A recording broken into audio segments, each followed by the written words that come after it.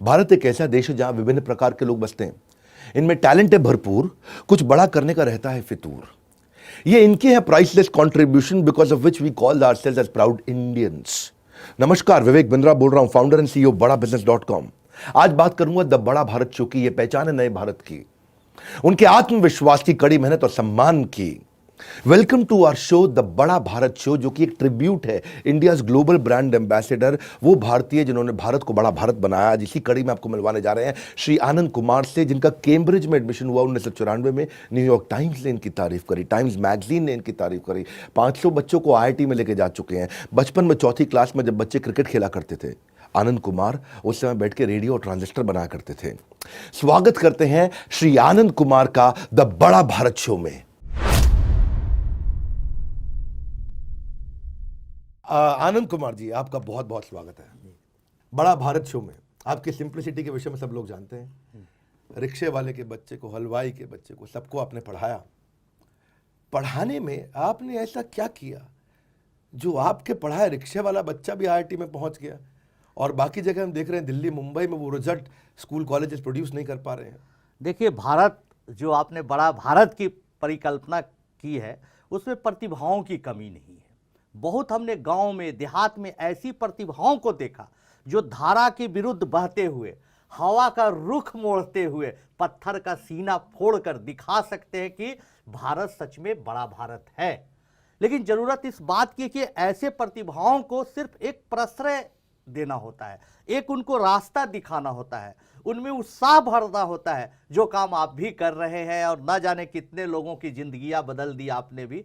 तो इस तरह से मैंने भी बच्चों को, उनको पढ़ाने का, उनको समझाने का, उनमें एक उम्मीद जगाने का काम किया, उसमें ये बताने का काम किया कि तुम भी 5 स्टार होटलों जैसे जो बड़े बड़े स्कूल्स हैं उनमें पढ़ने वाले बच्चों को तुम भी परास्त कर सकते हो।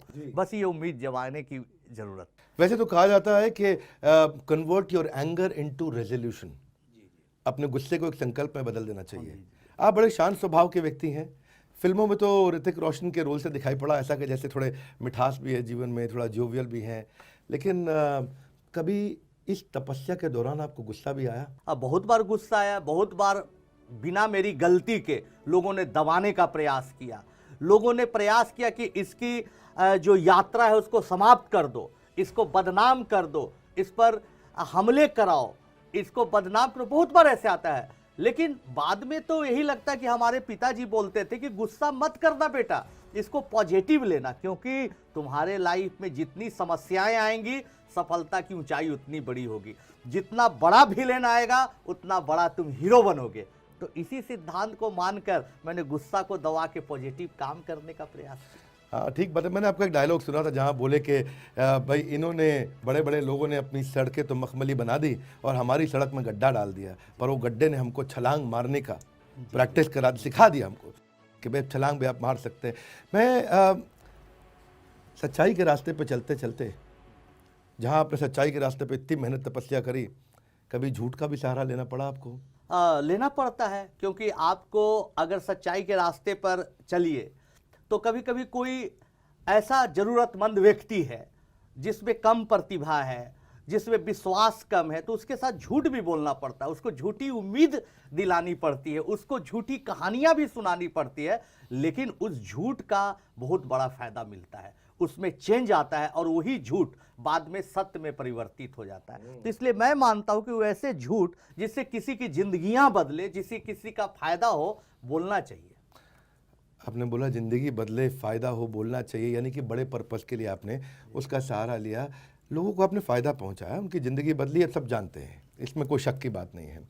पर जब इतना अच्छा किया, अच्छा करते करते क्या कभी कोई ऐसी गलती भी हुई जो आप याद करते हैं, यार ये गलती गलत हो गई मुझसे और ये दोहराना नहीं चाहूँगा? देखिए, बहुत ईमानदारी से मैं बता रहा हूँ आपको, और मेरा एक कॉन्सेप्ट है कि अगर आप इंसान हैं तो आपसे गलतियाँ होंगी ही। एक नहीं, बहुत सारी गलतियाँ मुझसे हुई, लेकिन हर गलती को मैंने स्वीकार करते हुए उसको सुधार का प्रयास किया, उसकी पुनरावृत्ति न हो, दोबारा गलती न हो। और कई बार मैंने गलतियों के लिए छोटे बच्चे से भी माफ़ी मांगी कि भाई मुझे माफ़ कर दो, गलती हो गई। और मैं, विवेक भाई, इस बात को मानता हूं कि जो इंसान हमेशा अपने आप को सही समझता है, गलत नहीं समझता है, अपनी गलतियों को स्वीकार नहीं करता है, वो कभी कुछ बड़ा नहीं कर सकता है। इसलिए अपनी गलतियों को पहचानने की क्षमता भी होनी चाहिए, क्षमा मांगने का एक ताकत भी होनी चाहिए, ऐसा मैं मानता हूँ। बहुत सुंदर, बहुत।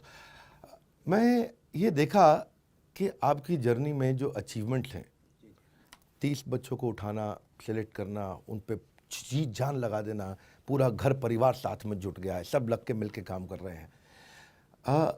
आप आगे बढ़े, आप पे आरोप भी लगे, अभी आपने बताया, तो क्या कोई ऐसा आरोप भी लगा जिससे आपको बहुत दुख हुआ?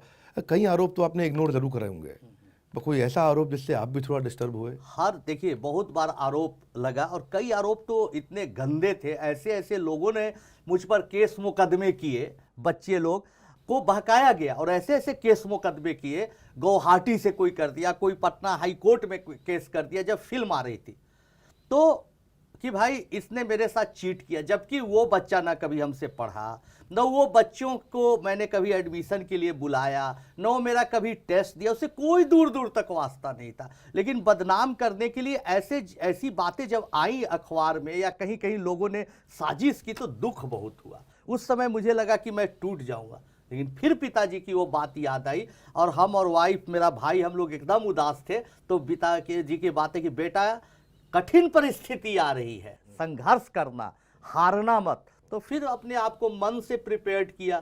तो आप भी सिखाते हैं लोगों को, आपका भी मैं वीडियो देखता हूं और कभी कभी उत्साह से भर जाता हूं। तो बिंद्रा जी, इसलिए नहीं कि मैं प्रोग्राम में आया हूं, सच में मैं आपका मड़वारी कैसे जीता है, दुबई कैसा है, कई वीडियो से सीखता हूं। तो सीखने की जो आप में कोशिश है वो आपको ताकत देती है। तो उस कठिन दौर में मुझे आपके वीडियो और कई ऐसी चीजों को देखने के बाद ताकत मिली और मैंने कुछ अच्छा करने का प्रयास किया। आपकी हर बातचीत में ना, मतलब आपके पूरे शरीर से, अंग से, हर वो आत्मविश्वास झलकता है। और वो जो पॉजिटिविटी दे रहे हैं, मैं सबसे कहना चाहूँगा, इस पॉजिटिविटी को समझिए, आप इसको पहचानिए। हाँ, और आपको कई अवार्ड्स मिले, कई रिकग्निशन मिले, और जो कि मिलने ही चाहिए। पर मैं, कितने सारे ऐसे लोगों को पद्मा अवार्ड्स मिले जो कि कई बार क्वेश्चन किए गए हैं। आपको अभी तक पद्मा अवार्ड नहीं मिला कोई, तो क्या बुरा लगता है? और क्यों नहीं मिला? मतलब मिलना चाहिए था अभी तक पद्मा अवार्ड, बल्कि मैं तो नीचे कहूँगा कमेंट बॉक्स में रेकमेंड भी करिए। आपका क्या महसूस किया आपने? देखिए, बहुत ये जो आप सवाल पूछे विवेक जी, आपकी सरलता और महानता है। बहुत लोग अक्सर पूछते हैं, लेकिन सच पूछिए तो बहुत लोग नहीं भी चाहते कि अवार्ड मिले, कुछ लोग ऐसे भी लगे रहते हैं, लेकिन कभी भी हम इसके लिए परेशान नहीं रहे। क्या इतना बड़ा अवार्ड से कम है, पद्मा अवार्ड से कम बड़ा अवार्ड है कि आपके साथ मैं बैठा हूँ, बात कर रहा हूँ और न जाने कितनी जनता मुझे सुन रही, उत्साहित हो रही, यही अवार्ड है। तो जब कोई गरीब बच्चा जिसके पिताजी ईंट भट्ठे पर काम करते हैं और वो बच्चा हमारे पास आता है और पढ़ के मिठाई लेके आता है कि सर मेरी नौकरी लग गई, वही बड़ा अवार्ड है। तो अवार्ड अपने आप मिलते रहते हैं, आप कर्म करते रहिए, मैंने यही सीखा। बहुत सुंदर। आपकी कहानी सुपर 30 में लोगों ने बड़े उत्साह से देखी। मैंने क्या किया था कि मेरे फार्म हाउस में जो मेरे साथ में माली काम करता है, जो ड्राइवर है, जो रसोईया है, जितने लोग मेरे साथ, मेरे भाई की तरह ही हैं, साथ ही रहते हैं यहाँ पे, बड़ा मैं उनसे प्रेम करता हूँ। तो जो पहली पिक्चर मैंने उनको इकट्ठे दिखाई थी वो सुपर 30 दिखाई थी और बहुत इंस्पायर्ड हुआ। और कल मेरा माली और मेरा रसोईया सब बोल रहे थे कि वो आनंद कुमार जी आ रहे हैं आज हमारे यहाँ, तो बहुत सब बड़े उत्साहित थे। तो मैं जानना चाहता हूँ कि आपने इतनी सक्सेस स्टोरीज इस मूवी में भी कवर करी, कोई ऐसी कहानी आपके जीवन में जो आपको बड़ा छू गई हो और मूवी में नहीं कवर हुई है, लोगों को नहीं पता हो, लेकिन आज आप इस मंच से बताना चाहते हैं कि आप बड़े इंस्पायर्ड हुए इस स्टूडेंट से? तो वो कौन से स्टूडेंट है जिससे आज भी आप उसको बड़ा याद करते हैं, कि बड़ा संतुष्टि महसूस करते हैं? एक हमारे पास स्टूडेंट आया, ऐसे तो सब स्टूडेंट हैं, लेकिन एक हमारे पास स्टूडेंट आया, शशि नारायण। शशि नारायण बहुत सीधा, उसके भाई ने खुदकुशी कर ली थी, बड़ा सरल बच्चा था, कुछ मानसिक दबाव में था, लेकिन बावजूद इसके शशि कभी गरीबी से, गांव के उस माहौल में भी कभी हारा नहीं। 10th पास करके हमारे पास आया, 10th पास करके हमारे पास आया तो कुछ नहीं बोला, पिता पुत्र चुपचाप रोने लगे, भावना, इतने अच्छे थे। और वो शशि जो हिंदी मीडियम के सरकारी स्कूल से पढ़ता था, संघर्ष करते करते IIT निकाला।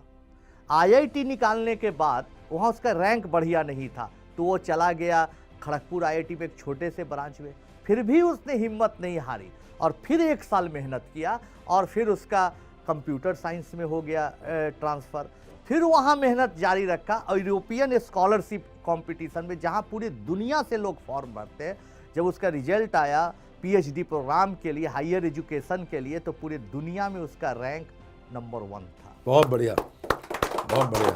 ये हिंदी मीडियम का बच्चा यूरोपियन स्कॉलरशिप में लंदन में, और हिंदी मीडियम का बच्चा एक ब्रिटिश लेडी से शादी भी कर लिया, प्यार मोहब्बत।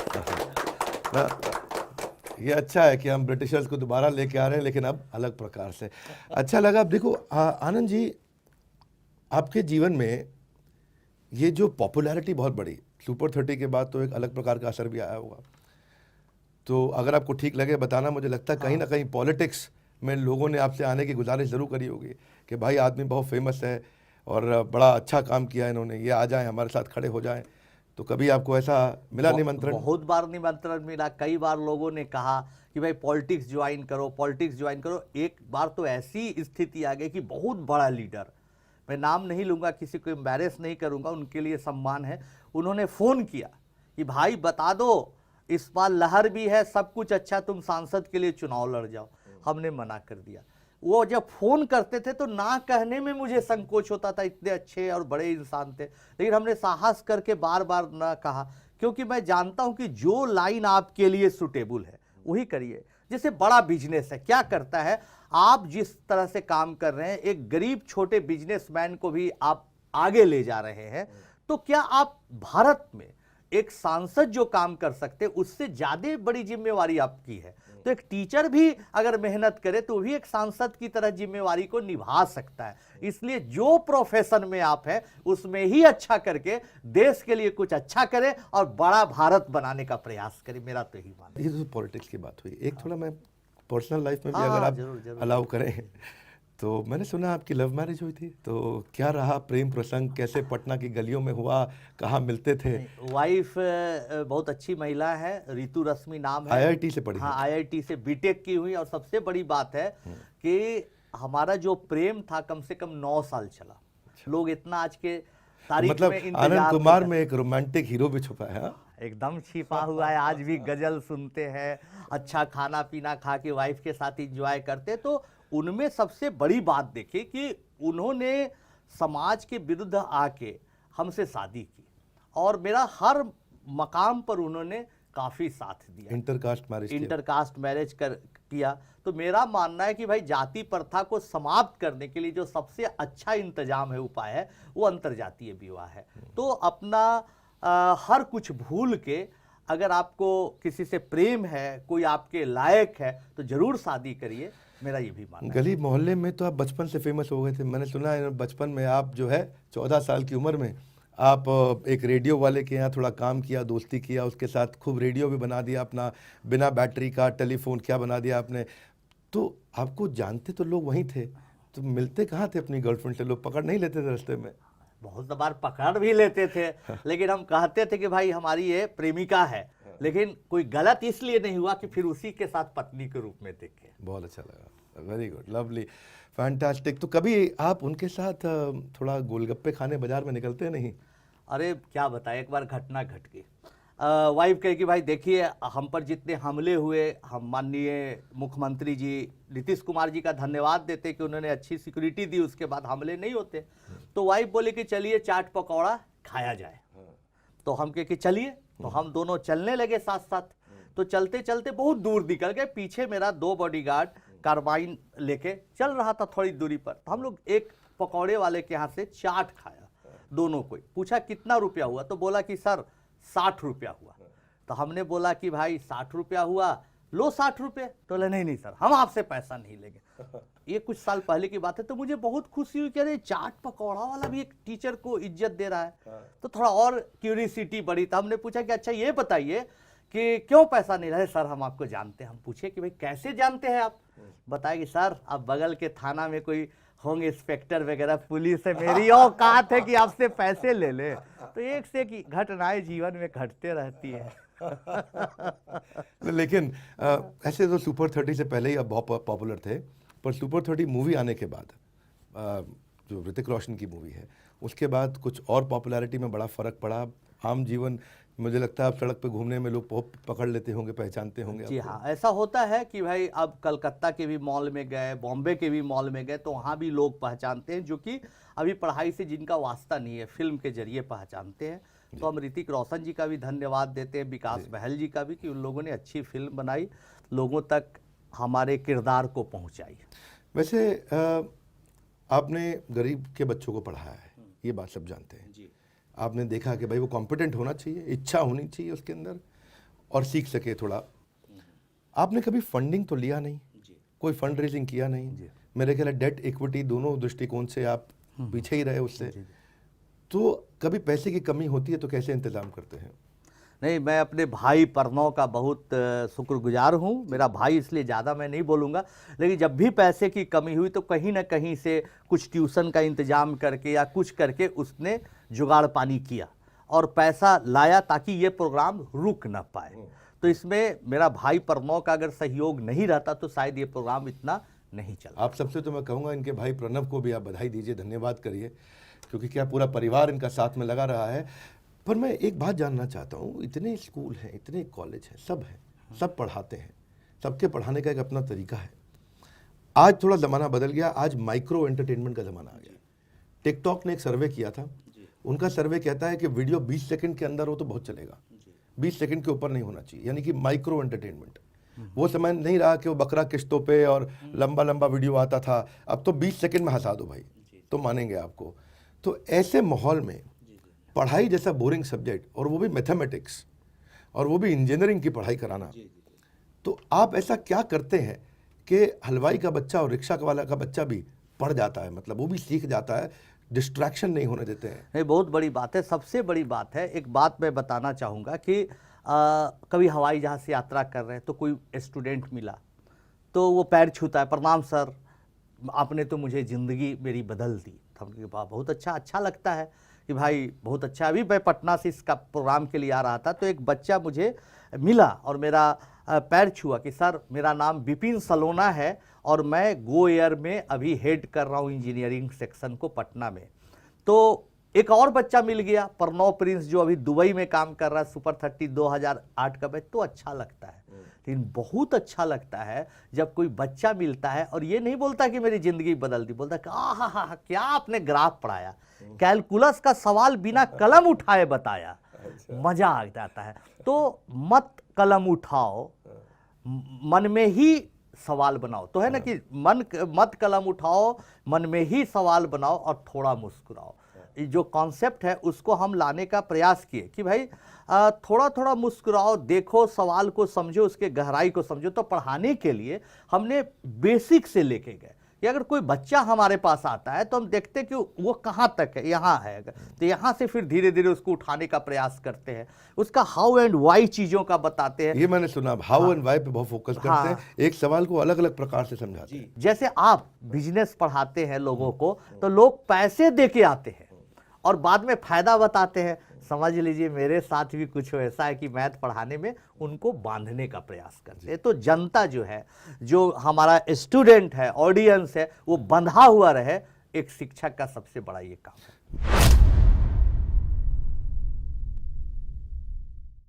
अजीब सी बीमारी जिसको बोलते हैं एकॉस्टिक न्यूरोमा, और डॉक्टर कहते हैं कि भाई 10 साल से ज़्यादा आपका जीवन नहीं रहेगा। टीचर्स को आप क्या सुझाव देना चाहते हैं कि हमारे देश के टीचर क्या गलतियां करते हैं? मेरी नज़र में इज्जत तो आपके लिए बहुत है, लेकिन मैं एज ए एंटरप्रेन्योर आपको अभी भी कमज़ोर देखता हूँ। आप उनको क्या सुझाव देना चाहते हैं? एक्सपीरियंस फार्मूला मंत्रा ये वो हमेशा मजबूत बना रहे।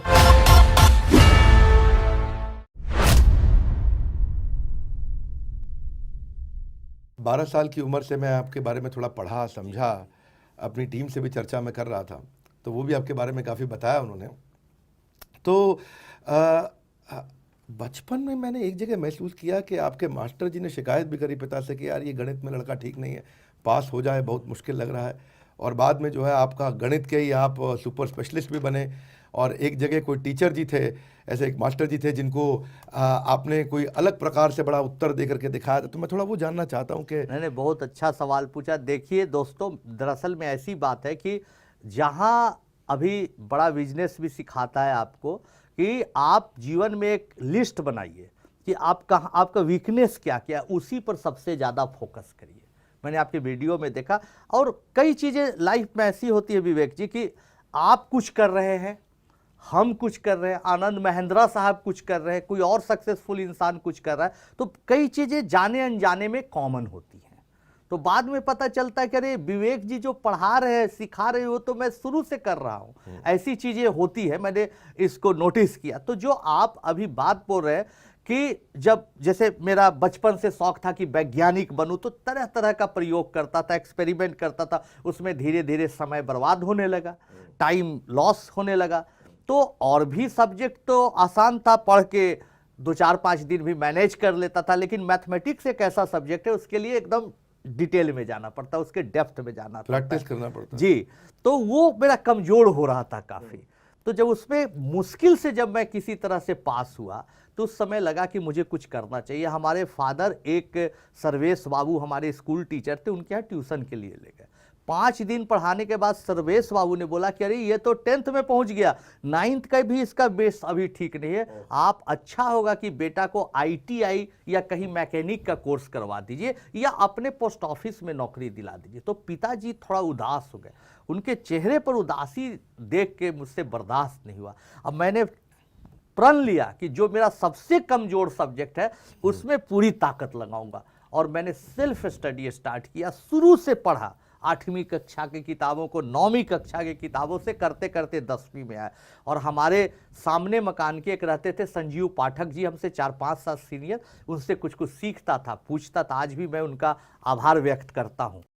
तो एक बार रात में उन्होंने एक ऐसा चैलेंजिंग प्रॉब्लम दिया कि कोई नहीं उसको बना पाता था। रात में 1:30 बजे सॉल्व हो गया। उन्होंने 10 बजे 9 बजे रात में दिया, लगभग 9 बजे, और 1:30-2 बजे सॉल्व हो गया। इतना एक्साइटमेंट था कि मैं उनकी चारदीवारी को फान कर उनके पास ले जाके दिखाया। रात 1:30 बजे, 1:30-2 बजे की रात की बात है। तो ये होता है, एक्साइटमेंट बाद होता में है। मैंने सुना आप 10वीं में बच्चों को फिर ट्यूशन खुद भी पढ़ाने लगे थे। हाँ, फिर धीरे धीरे मैथमेटिक्स से इतना प्यार हो गया कि फिर बच्चों को पढ़ाने लगे। तो मेरे कहने का मतलब है कि जो आपका वीक पॉइंट है उससे कभी डरिए नहीं, उससे दोस्ती करिए, समझिए, कारण पता करिए कि क्या कमजोरी है, और मेहनत और संघर्ष करके उसको दूर करने का प्रयास करिए। आपको तो मैथमेटिक्स से प्यार हो गया। मेरा पर्सनल लाइफ में, वैसा मैं कभी ऑन कैमरा बोला नहीं, मैं मैथमेटिक्स से बहुत परेशान था, इतना कि डिफरेंशिएशन इंटीग्रेशन मेरा ज़िंदगी खा गया। वो 32 नंबर का पेपर, मेरा 4 सब्जेक्ट में मैं जितना पढ़ा उतना टाइम अकेला वो 32 नंबर मेरे लिए ले जाता था। पर बात सही है कि प्रैक्टिस होनी चाहिए, और मैंने सुना आपके पिताजी भी बोले कि अगर परिवर्तन लाना चाहते हो तो एक ही हथियार है, वो है एजुकेशन। कि आज तुम्हारे पास आनंद जो है टीन का संदूक है और उसके पास एल्युमिनियम का है। तुम्हारे पास आज सूती कपड़ा पहनते हो, वो टेरिकॉट पहनता है, तुम साइकिल से जाते हो, गाड़ी से जाता है। तो मैं आपके पिता की बात याद कर रहा था कि भाई एजुकेशन से सब बदला जाता है। तो ये कब की बात थी, और क्या मतलब इससे आपके पिता का मैं महसूस करता हूँ बड़ा प्रभाव रहा आप पे? अरे बहुत प्रभाव रहा। जब मैं बच्चा था तो एक अच्छे स्कूल में मेरा एडमिशन हुआ, लेकिन वो स्कूल क्लास 2 तक ही था। उसके बाद बड़े स्कूल में पैसे के अभाव में मैं नहीं जा पाया। तो पिताजी क्या करते थे कि बहुत दूर 8-9 किलोमीटर की दूरी पर था घर से स्कूल, तो सब लोग उस जमाने में फिएट और एम्बेसडर कार से ले जाते थे अपने बच्चों को। हमारे पिताजी साइकिल से बैठा के ले जाते थे, और साइकिल पर जब बैठाते थे तो बीच में पैर में झुनझुनी, जिसको हम लोग बिहार में बोलते हैं, जाम हो जाता था पैर। तो पिताजी को हम बोलते थे, पिताजी अब पैर जाम हो रहा है, तो फिर नीचे उतारते थे, थोड़ा चलाते थे, फिर ख़त्म होता था तो बैठाते थे। और मैं बोलते बहुत इमोशनल हो रहा हूँ कि वो गाना सुनाते थे, भर रास्ते गाते हुए कुछ ना कुछ गाना सुनाते थे। क्या तो गाना उस सुनाते थे? गाना उनका फेवरेट था कि रुक जाना नहीं तू तुम हार हार के। कभी कभी रोमांटिक गाना भी सुनाते थे, ओ बसंती पवन पागल, जाने कहाँ गए ओ दिन, एक प्यार का नगमा है उनका, बड़ा फेवरेट गाना था, और वो इंस्ट्रूमेंट पर भी बजाते थे वो गाना। तो बहुत मेरा प्रभाव रहा, और वो ही सिखाते थे कि बेटा देख, यहाँ बड़े बड़े लोग हैं, लेकिन ये लोगों से निकलने का आगे एक ही तरीका है, वो मेहनत। 2 चीज बेटा अगर तुम्हारे जीवन में आ गया, कोई तुमको हरा नहीं सकता है, एक हार्ड लेबर, एक गुड बिहेवियर। कभी बिहेवियर खराब मत करता। झुके रहना, प्रणाम करना सब लोगों को। और पिताजी एक संस्कृत का श्लोक हमेशा बोलते थे, मधुरम वचनम किम दरिद्रम, वाह। इसलिए हमेशा मधुर बात बोलो, किसी का दिल मत दुखाओ। तो ये पिताजी से ही सीखा। आनंद जी, ये इतने संघर्षों से अब निकल के 2014 आ गया, हमने सुना कि आपको एक अजीब सी बीमारी जिसको बोलते हैं एकॉस्टिक न्यूरोमा, ये एक नॉन कैंसरस ट्यूमर होता है और डॉक्टर कहते हैं कि भाई 10 साल से ज़्यादा आपका जीवन नहीं रहेगा। और पर आपका उत्साह देख करके, आपका चेहरे की मुस्कुराहट देख के, आपकी एनर्जी देख के कुछ अलग ही प्रतीत होता है। कैसा महसूस हुआ उसको देख के और कैसे निपट रहे हैं, और आज सेहत कैसी है? नहीं, बहुत अच्छी सेहत है। दरअसल में क्या हुआ कि 2014 में जब इसी दिल्ली शहर में मैं इलाज के लिए आया था, पटना में पता नहीं चल रहा था कि क्यों आवाज़ कम आ रही है दाहिने कान से, सुनाई कम दे रही है। तो जब मैं आया तो राम मनोहर लोहिया अस्पताल में पहली बार एक डॉक्टर ने कहा कि भाई आपको एक ट्यूमर है ब्रेन में। तो मैं बहुत डर गया था और कहा कि 10 साल तो आपको कुछ नहीं होगा, उसके बाद का भरोसा नहीं। फिर मैं गया हिंदुजा अस्पताल में, वहाँ एक अच्छे डॉक्टर मिले, मिश्रा जी, बीके मिश्रा साहब, मैं उनका धन्यवाद देता हूँ। उन्होंने अच्छे से ट्रीटमेंट किया और अभी चीज़ें अंडर कंट्रोल हैं। तो शुरुआती दौर में लगता है, लेकिन आदमी को यही है कि आपके साथ मुसीबतें हैं, समस्याएं हैं, तो उन समस्याओं के साथ जीते हुए कैसे आगे बढ़ सकते हैं, इसके लिए हमेशा उपाय खोजते रहना चाहिए। एक सेल्फ मोटिवेटेड पर्सनालिटी है। अच्छा, मैं अब आपके पढ़ाने के तरीके पे एक बात पूछना चाहता हूँ। इतना टीचर लोग भी इसको देख रहे हैं और जो स्टूडेंट देख रहे हैं, टीचर्स को भी शेयर करिएगा कि टीचर शिक्षक कैसा होना चाहिए। शिक्षक के आज इस जीवन को, जो उनकी जो पर्सनालिटी और जो रुतबा होना चाहिए था, जो चाणक्य पंडित ने एस्टैब्लिश किया शिंद्रगुप्त मौर्य को खड़ा करते हुए, वो आज कहीं दबा हुआ महसूस हुआ और उसको वापस आपने उठाया। मैं आपको इसका श्रेय देना चाहता हूँ।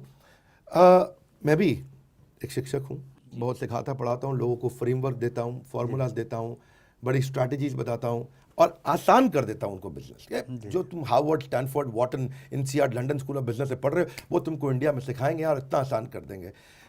लेकिन मैंने सुना आपका कोई एक ये रिक्की भोलू फार्मूला है। ये रिक्की भोलू फार्मूला क्या है? जरा मैं बताइए जरा, ये रिक्की भोलू। नहीं, बहुत अच्छा आपने सवाल किया। रिक्की भोलू जो फार्मूला है वो है कि 2008 में जब हमने महसूस किया कि कुछ बच्चे डर रहे पढ़ाई से, कि नहीं सर मुझसे नहीं हो पाएगा, अब छोड़ दीजिए सर, अमीर बच्चों के ये कहानी हो सकती है IIT करना। तो हमने 2 कैरेक्टर बनाए, एक भोलू का और एक रिक्की का। रिक्की को दिखाया कि अमीर घर का लड़का है, सूटेड बूटेड है, अच्छा खाना खा रहा है, मोटर गाड़ी से घूम रहा है, जबकि भोलू बेचारा साइकिल से चल रहा है, काम चलाऊ कपड़ा पहन रहा है, किसी तरह से खाना पीना खा रहा है। तो हम पूरी पढ़ाई को मल्टीमीडिया प्रोजेक्टर, समय के साथ बदलाव लाना ही अपने आप में सबसे बड़ा सत्य है। तो मल्टीमीडिया प्रोजेक्टर पर लाया उसको पूरा, और उसको लाने के बाद उसमें दिखाया कि एक सवाल आता है तो बच्चों को मैं कहता हूं कि बनाओ, तुम बना के दिखाओ। तो बच्चा से कुछ देर बाद मैं कहता हूं कि देखो ये सवाल सबसे पहले रिक्की बनाया, और उसका एक जनरल सॉल्यूशन देता हूं जो आम लोग बनाते हैं। फिर उसी सवाल को मैं क्या करता हूं कि दूसरे मेथड से, तीसरे मेथड से, चौथे मेथड से, 5, 6, 7, 8 मेथड से बनाता हूं। फिर उस सवाल को जनरलाइज करता हूं, सिमिलर प्रॉब्लम बनाता हूं। ये कौन बनाता है? भोलू बनाता है। और भोलू ऐसा बनाने के बाद रिक्की को कहता है बता पढ़ाई पैसे से होती है या उत्साह से होती है। तो भोलू और रिक्की के स्ट्रगल की कहानी होती है और बार बार भोलू जीतता है, जिससे बच्चों के मन में एक विश्वास आता है कि मैं भोलू हूं, गरीब होने के बाद भी इतिहास लिख सकता हूं। इसका मतलब पहले आप उसका बिलीफ बदल देते, उसकी मानसिकता ठीक होगी तो वास्तविकता ठीक होगी, है कि नहीं? तो वो जो मेंटल स्टेट आप उसका बिल्ड करते हैं। वैसे एक फिल्मी डायलॉग शोले मूवी में हुआ करता था कि मेरे जासूस हर जगह फैले हुए हैं, कहीं जेल की बात होती थी, ऐसा है? तो ऐसे ही आपके स्टूडेंट भी इस समय पूरी दुनिया में फैले हुए हैं। अच्छा लगता है उसको देख करके। ये कारवां बड़ा, बहुत बड़ा, लेकिन अभी भी मेरी नज़र में इज्जत तो आपके लिए बहुत है, लेकिन मैं एज ए एंटरप्रेन्योर आपको अभी भी कमज़ोर देखता हूँ। और मैं मानता हूं उस पर भी आप जरूर इंप्रूवमेंट कर रहे हैं, मैंने सुना उसके बारे में। इसको स्केलेबल मॉडल अब कैसे बनाया जाए? क्या आप इसके लिए कोई टेक्नोलॉजी ला रहे हैं? क्या आप इतने साल हो गया सुपर 30, लोग समझ गए कि आप एक अंडर प्रिविलेज्ड की मदद कर रहे हैं, आप एक अंडर सर्व्ड कैटेगरी को आपने बहुत अच्छा सर्व किया है। हाँ, पर ये अंडर सर्व्ड कैटेगरी बहुत बड़ी है, तो टेक्नोलॉजी को लेकर के कहते हैं ना कि भाई टेक्नोलॉजी से आप स्केल ला सकते हैं। मैंने सुना तो है कि इसमें आप कुछ काम करना शुरू किया है, तो थोड़ा इस पे। बहुत अच्छा बोला, कुछ तो आपसे भी सीखेंगे, सवालों का जवाब जानेंगे और अपने आप को इम्प्रूव करेंगे। लेकिन अभी बहरहाल पिछले 1.5 साल से मैं लगातार प्रयास कर रहा हूँ। हो सके कुछ टाइम और लगे, 6 महीना साल भर लगे, क्योंकि तैयारी ज़बरदस्त होनी चाहिए ताकि अच्छी चीज़ें सामने आए। तो मैं ऑनलाइन क्लासेस के जरिए, और वो ऑनलाइन क्लास भी थोड़ा अद्भुत हो, सबसे अलग हो, लीक से हटकर इंटरेस्टिंग हो, वीडियो गेम जैसा बच्चा उसमें इन्वॉल्व हो जाए, मैं इस तरह का जरूर क्लासेस के साथ आपके सामने रहूँगा। इसमें मैं आपका सहयोग है, मेरा आपको पूरा, आपको अनकंडीशनल सपोर्ट है आपको। आप जब इसको स्केल करें, जैसा लेके जाएं, आगे इसको बड़ा करें, इसकी बहुत आवश्यकता है इसको बड़ा करने की। और आपने इसमें जो टेक्नोलॉजी का जो रोल है और जो डिजिटली एक्सपैंड करने का रोल है, जो गेमिफिकेशन का रोल है, उसमें हम आपको हमेशा सपोर्ट करेंगे। वैसे आजकल कोविड का टाइम चल रहा है, तो अब तो आपकी क्लासेस भी कम हो रही होंगी, तो आप कुछ ट्रैवल कर पा रहे हैं इस समय आजकल? इसी फ्यूचर प्लान पे लगे हैं या कोई और नहीं, प्रोजेक्ट अभी भी कर रहे इसी हैं? फ्यूचर प्लान पर लगे हुए, इसको सीख रहे, चीज़ों को समझ रहे, उसका एक क्या बोले पायलट प्रोजेक्ट छोटा छोटा कर रहे हैं। पिछले साल कोविड में हमने ओमान में, कतर में, 2 जगहों पर बच्चों को पढ़ाया ऑनलाइन, और बहुत बच्चों ने अप्रिसिएट किया। तो मैं सोचता हूँ कि इसको और भी बड़ा किया जा सकता है। अच्छा, सुपर 30 के दौरान ऐसे तो आप शिक्षक हैं, मुझे लगता है ऋतिक रोशन भी आपके स्टूडेंट बने, आपको उन्होंने काफ़ी क्लोजली ऑब्जर्व किया। बहुत मेहनती एक्टर है वो, बहुत बहुत बहुत मेहनत करते हैं, और वो आपके नज़दीक आने के लिए, आपके पर्सोना को अडेप्ट करने के लिए उन्होंने बहुत मेहनत, बहुत प्रयास किया। So as a teacher you are certainly excellent, मतलब यू आर सर्टनली मतलब आउटस्टैंडिंग।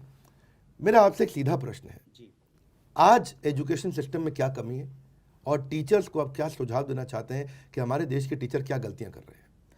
देखिए, बहुत सारे टीचर हैं जो बहुत अच्छा काम कर रहे हैं, पहले तो मैं उनको धन्यवाद देना चाह रहा हूँ। लेकिन अभी ज़रूरत है कि ज़्यादा से ज़्यादा टीचर्स पूरे डेडिकेशन के साथ बच्चों को पढ़ाएं, क्योंकि सबसे पहली बात कि वो अपनी जिम्मेवारी को समझे, अपनी भूमिका को समझे कि वो देश का निर्माण कर रहे हैं, उन बच्चों को पढ़ा रहे हैं जो आने वाला देश का भविष्य है, बड़ा भारत का वो सपना है।